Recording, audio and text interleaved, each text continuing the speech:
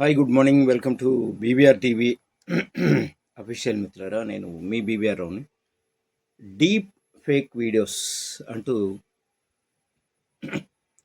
BR Naidu గారు statement ఇవ్వడం, అలాగే ఆ కేసు మీద బాధితురాలట ఎవరో మరి ఆవిడ రాయదుర్గం పోలీస్ స్టేషన్లో కంప్లైంట్ ఇవ్వడం, అలాగే ఒక అతను హైకోర్టు ఆఫ్ తెలంగాణకి రిపోర్ట్ చేయడం, ఈ పలానా ఛానల్స్ అవేదో లిస్ట్ ఇచ్చి వీటిని మూసేయాలి, అలాగే యూట్యూబ్ కూడా తీసేయాలి, ఇవన్నీ ప్రతిష్టకు భంగం కలుగుతుంది, అవన్నీ డీప్ ఫేక్ వీడియో అంతే కదా.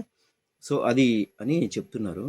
డీప్ ఫేక్ వీడియో అయినప్పుడు, అది డూప్లికేట్ వీడియో అయినప్పుడు, ఏఐతో క్రియేట్ చేసినప్పుడు తెలిసిపోతుంది కదా, అది డూప్లికేటా ఒరిజినల్ అన్నది.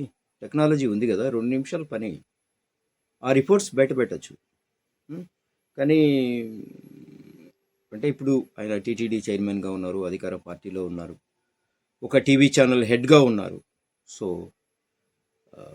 ఇంకా చాలామంది ఆయన అనుయాయులు అంటున్నారు, ఇప్పుడు ఆయనతో పెట్టుకోవద్దు, చాలా డేంజరు, ఏమనుకుంటున్నారు మీరు నాయుడు అంటే. మేమేం అనుకోవట్లేదబ్బా, ఆయన తోపు తురుం. సో సో నేనేమైనా చేయగలుగుతాను అని బెదిరించడమా?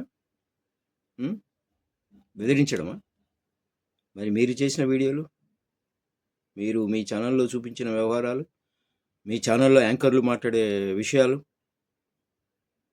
అంతే. ఏదైనా తన దాకా వస్తే కానీ తెలియదు అంటారు పెద్దలు.